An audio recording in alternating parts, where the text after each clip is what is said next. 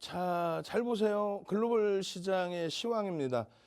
최근 들어서 니케이가 조금 조정이 일부 있었어요. 니케이 쪽에 조정이 일부 있었고, 그리고 이렇게 프랑스 증시의 조정, 프랑스 까크거든요. 유럽을 대표해서 프랑스 까크를 선차트를 넣는 건데, 프랑스 까크가 조정이 좀 일부 있었습니다. 프랑스 까크의 경우도 정정불안, 정치적인 불확실성, 그 정치적인 불확실성 때문에 정책적인 불확실성이 겹쳐진 거죠. 최근 들어서. 그렇게 돼서 집권 여당에 대한 불확실성 부분들이 계속 제기가 된 거예요. 그래서 조정이 일부 나왔는데 뭐 추세적으로 문제가 될 만한 흐름은 아닙니다. 우리나라 지수 기준으로 3,300포인트 최고점을 넘기고 그 위에 최소 3,400, 3,500에 놓여진 거예요. 니케이는 뭐 거의 4,000 수준. 그리고 다우지수도 3,500, 600 수준. 국내 증시만 2,800에서 이제 다시금 고점을 넘기려 하고 있는데 이격이 발생돼 있잖아요. 이 이격은 지금까지 2015년 12월 이후에 지금까지의 기준에 이격이 저렇게 심하게 발생된 적은 없어요. 미국은 별도로 보십시오. 빨간 색깔 미국 다우지수는 별도로 보시고 그쪽은 원체 변동률이 컸었고 나머지는 거의 뭐 비슷하게 붙어서 움직였죠. 그죠?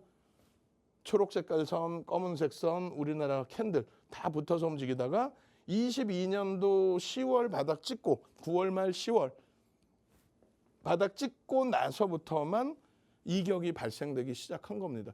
우리나라도 조금 전에 프랑스 말씀드린 것처럼 우리나라도 정치적인 불확실성, 정책적인 불확실성 그 부분에 이제 뭐 당연히 진행됐어야 될 부분 기존에는 그렇게 해왔던 부분 정부와 집권 여당과 야당, 영수회담 이런 부분이 있어야 되는데 그게 조금 한동안 공백 기간이 있었기 때문에 정치적인 정책적인 불확실성이 있지 않았나. 그 부분이 일정 범위 해소되고 나서는 지금 많이 좁히러 가고 있습니다. 그래서 매우 긍정적인 위치로 해석을 하시면 될 것 같아요. 자, 지난 금요일 날의 기준에 미국하고 이제 우리나라 같은 경우가 선물과 옵션의 만기일, 선물 그리고 이제 옵션 시장이 있죠. 그 선물도 두 가지 시장이 있습니다. 지수 선물, 지수, 주가 지수를 기준으로 해서 해칭을 하기 위해서 만들어 놓은 지수 선물. 그러니까 코스피 200 지수 뭐 이런 부분의 지수 선물. 그리고 주식 선물이 있습니다. 그러니까 우리나라도 주식 선물 일부의 주식들은 선물 거래가 이루어지고 있어요. 공매도가 없더라도 주식에서의 매도를 활용해서 진행을 하는 부분이 있습니다. 그 부분에 대한 해칭, 아니 그거는 당연한 해칭. 주식에 대한 선물 쪽에서 매매된 거에 대한 해칭을 하는데 그걸 가지고도 우리 배터리 아저씨 시비 걸고 앉아 있죠. 안 돼. 그런 사람들 얘기 들어봐야 도움 하나도 안 됩니다. 여러분들은 이제 시장 수익을 또 시장 수익을 넘기는 수익을 기준을 잡으세요. 옵션 부분도 지수 옵션이 있고 그다음에 주식 옵션이 있어요. 그래서 우리나라는 주식 옵션은 아예 거래가 없습니다. LP 유동성 공급자가 주식 옵션에 대해서는 유동성 자체를 공급하지 않아요. 시장은 형성시켜놨지만 거래는 제로, 아예 빵입니다. 그래서 주식 옵션은 아니에요. 그래서 우리는 내마녀의 날이 아니에요, 사실은. 어쨌든 우리는 매번 선물과 옵션의 만기, 그러니까 옵션은 매달 만기가 있어요. 근데 선물 쪽은 369, 12의 만기거든요. 마찬가지로 미국도 369, 12의 만기입니다. 요거는 이제 사실 방송에서 이야기할 내용도 아니야. 포털에 가셔서 여러분들이 검색만 해도 나와요. 백과사전, 뭐 지식백과사전부터 해서 다 나옵니다. 그래서 우리나라는 매달 두 번째 목요일입니다. 두 번째 목요일이냐 두 번째 주 목요일이냐 이것도 말이 좀 있는데 정확히 엄밀히 따지면 두 번째 주 목요일이 아니라 두 번째 목요일입니다. 왜냐하면 금요일부터 시작하는 주가 있잖아요. 그러면 금요일부터 시작하는 주에 그 다음 목요일? 그건 아니란 말이야. 목요일이 두 번째인 날. 두 번째 목요일이 만기일입니다. 평상시에는 옵션 만기일, 그 다음에 369, 12에는 선물 옵션 만기일. 이것도 이제 사실은 뭐 표작업에서 보여드리는 부분이 뭐 10년 전까지만 해도 표작업을 해서 보여드렸는데 지금은 말씀드린 것처럼 이제 뭐 포털에 들어가셔도 정보가 많기 때문에 다 나와요. 간단하게. 미국장의 경우는 세 번째 금요일이에요. 세 번째 주의 금요일이 아니라 금요일 세 번째 거예요. 금요일. 뭐 토요일, 일요일을 한 주로 잡을 수도 있는 거니까 토요일부터 시작하는 주를 포함해서 세 번째 주가 아니고 금요일. 세 번째 금요일이 만기일입니다. 그래서 지난 21일이 만기일이에요. 그럼 만기일이 중요하냐? 중요하긴 하죠. 만기일이 동시만기일도 중요하기도 하고 변동성도 커지고. 그럼 만기일에 그 시장은 올라가냐 내려가냐? 그건 나도 모르지. 보도자료 보면은 만기일 때는 뭐 오른다던데요. 혹은 만기일 때는 내린다던데요. 혹은 우리나라 뭐 만기일 때 외국인 포지션에 따라서 움직이는데 다 거짓말이야. 다 거짓말이야. 그런 거 신경 쓰지 마시고 여러분들이 미국 만기일이나 일본 만기일 다 일일이 신경 쓰시면서 주식 매매하시지 않잖아요. 또 국내 만기일 다 일일이 신경 쓰시면서. 그래서 전체 시장 흐름에 연동돼서 간다. 다만 이제 종가 기준에 리밸런싱 물량이 있어요. 그러니까 무슨 얘기냐면은 3월 선물을 다 청산하고 가는 게 아니란 말이에요. 6월로 롤오버를 하고 롤오버 이관을 한다. 6월로 그 포지션 그대로 넘긴다. 뭐 이런 기준이 되겠죠. 넘기는 경우가 상당 부분이 있고 그것을 넘길 것이냐 안 넘길 것이냐에 대해서 시장의 방향성이 이제 좀 윤곽이 나오는데 당일날의 윤곽이 아니라 전체 추이에 맞게 그대로 흘러갑니다. 결론은 금요일날 그 변동성이 좀 있을 수 있는 기준인데 잘 넘어갔고요. 요 세 종목의 시가총액 1, 2, 3위 공방이 굉장했었잖아요. 굉장했었습니다. 애플이 종가 기준으로 1위에 올라서기도 했고 엔비디아가 종가 기준으로 1위에 올라서기도 했고 수요일 날. 지금은 이제 마이크로소프트사가 급등이 나와서 올라간 게 아니라 엔비디아가 고점 찍고 장중에 뭐 140불까지 찍고 그날부터 마이너스 7%, 그 다음날 또 마이너스 3%, 또 지금 시간에서 또 약세를 띄고 있어요. 그렇게 되면서 엔비디아가 고점에서부터 조정이 좀 깊어지면서 1위에서 내려온 거고 애플도 좀 내려왔는데 금요일 날 같은 경우가 리밸런싱 물량. 그러니까 엔비디아 같은 경우가 사실상 시가총액이 낮았단 말이에요. 작년 같은 경우에는 10위 안에 들어오지를 못했어요. 그리고 작년 5월 24일 날 정확히 우리나라 금액으로 1,000조, 미국 기준으로 8천억 달러. 그것이 25일 날, 그러니까 24일 장 마감 이후에 실적 발표 나오고 좀 더 보여드릴 겁니다. 실적 발표 나오고 8천억 달러에서 동시효과에 26% 뜨고 시작해요. 그리고 29%까지 갑니다. 그리고 종가가 24%대로 끝나요. 그렇게 되면서 1조 달러를 처음 넘긴 거예요. 그 1조 달러 넘기고 나서 지금 3조 달러를 넘긴 거예요. 1년 만에. 무슨 말이냐면은 그 급격하게 올라오는 과정 속에서 엔비디아에 대한 뭐 우리나라로 따지면 ETF 상품처럼의 펀드, 패시브 자금들, 지수에 연동돼 있는 자금들, 그 자금들의 비중 조절이 금요일 날 있었어요. 그래서 기존에 이제 뭐 55%대라고 해요. 그 기사 내용이, 보도자료 내용이. 이번에 이제 22%로 상향시키는 과정 속에서 1, 2주 정도의 리밸런싱 물량이 움직일 거다. 근데 이날 마지막에 이제 좀 자금이 유입되면서 낙폭이 좀 일부 줄어든 거. 그 부분에 대한 다시 재차 이제 눌림목 기준이 있는 거고, 애플 같은 경우에는 약보합권에서 애플의 비중 조절이 좀 있었어요. 조금 비중이 줄어드는. 그래서 그 부분의 물량이 나오면서 장 막판에 1% 하락으로 마감이 된 겁니다. 그러니까 그 리밸런스 물량이 조금 이제 시가총액 변동이 있으면서 규모가 좀 형성이 된 건데 전체 시장 지수에서는 큰 무리는 없어요. 이게 무슨 소리인지 잘 모르겠어요. 그러면은 그냥 뭐 그런 게 있나 보다. 그런 게 있구나. 그래서 결론은 뭐니? 시장 올라내려. 뭐 이렇게만 생각하시면 되잖아. 시장 우상향이다. 지속적으로 상향이다. 그럼 누가 이끌어갈 거니? AI를 기반으로 하는 쪽이 무조건 갈 수밖에 없다. 지금 구조는. MS, 애플, 엔비디아, 알파벳, 아마존, 메타, TSMC.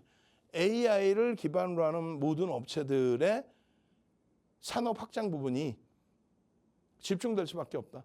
그러니까 아직까지도 2차 전지 운운하는 분들이 계세요.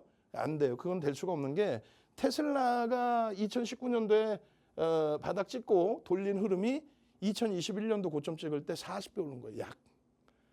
2020년도로 기준을 잡으면 그게 맞죠. 2020년도에 바이든 그 당시에 후보, 미국의 민주당의 대선 후보, 우리는 친환경 정책으로 갈 거야.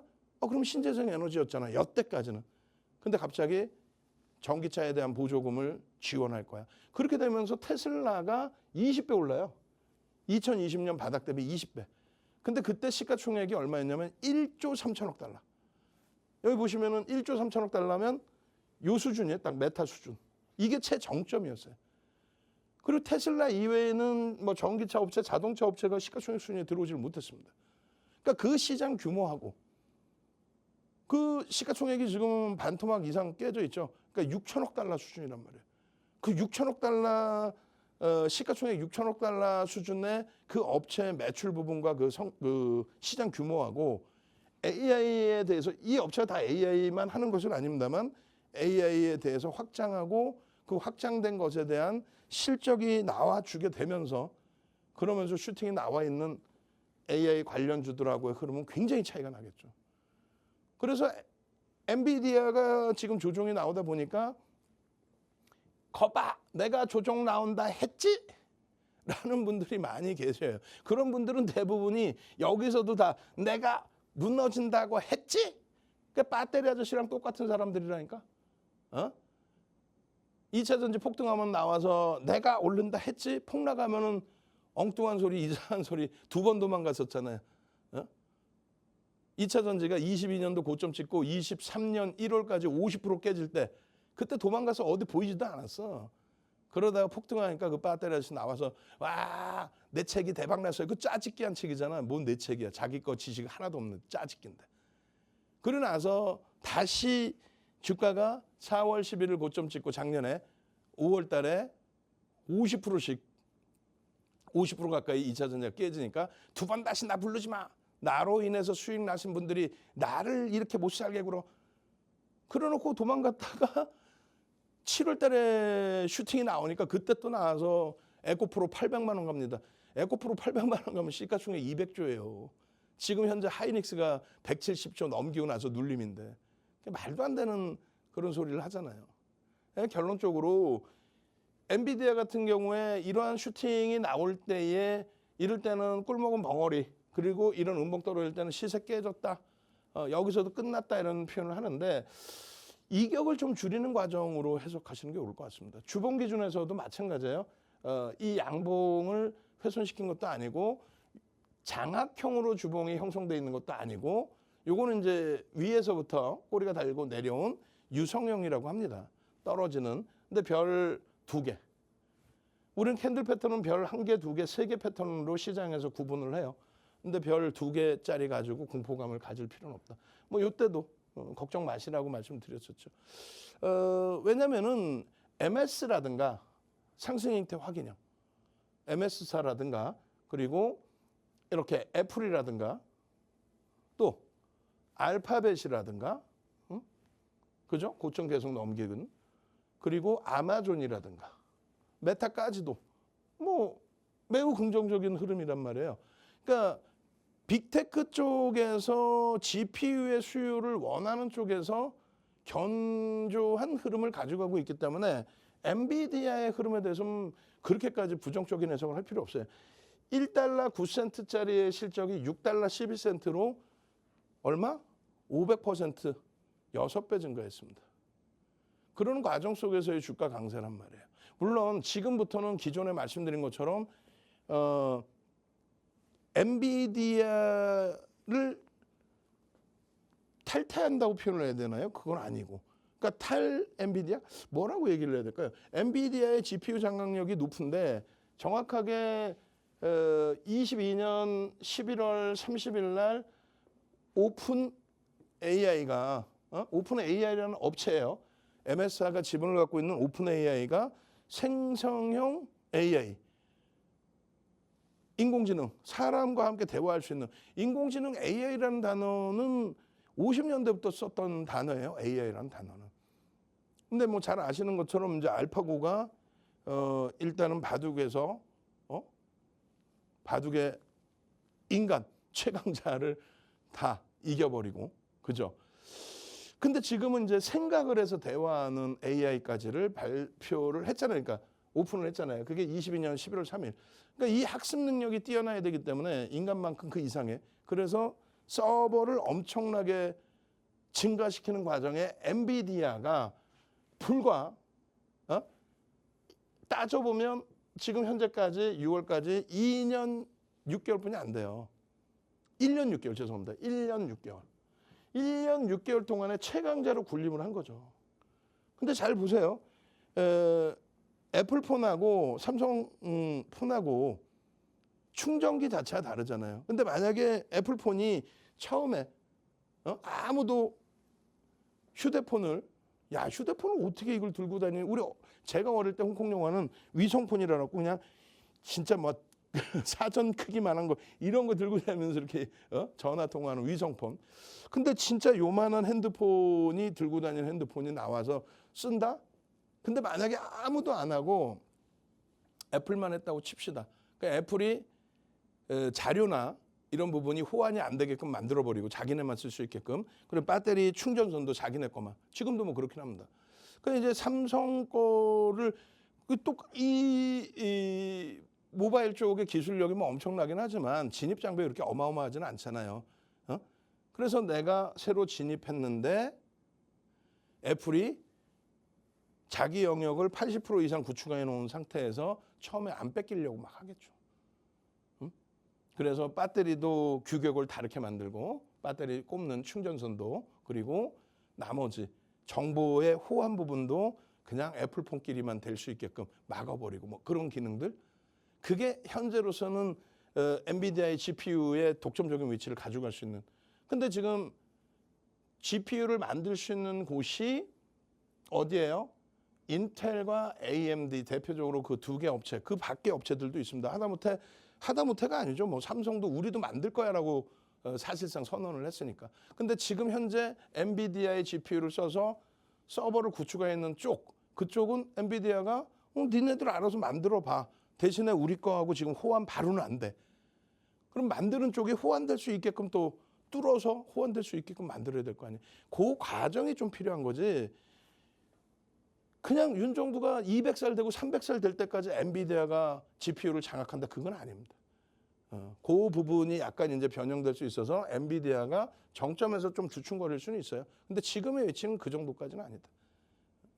아시겠죠? 그래서 엔비디아의 진짜 조정의 이유 해서 이제 여러 가지가 나오는데 하나는 앞에 말씀드린 것처럼 리밸런싱 물량에 대한 부분이 하나 있고 또 한 가지는 마이크론 테크놀로지사가 인텔이나 AMD가 자체 개발에 대한 속도가 조금 더 이제 빨라지고 있다 뭐 이런 내용도 있고 뭐 여러 가지입니다. 그리고 하이닉스의 급락은 마이크론 테크놀로지사의 HBM 3, 5세대 부분의 납품 부분이 조금 더 조기화될 수 있던데 그것도 기존에 말씀드린 것처럼 그 내용 때문에 뭐 하이닉스가 추가 폭락이 나온다. 그 개념은 아니다. 왜? 아직까지는 뭐 수요가 끝없이 크다.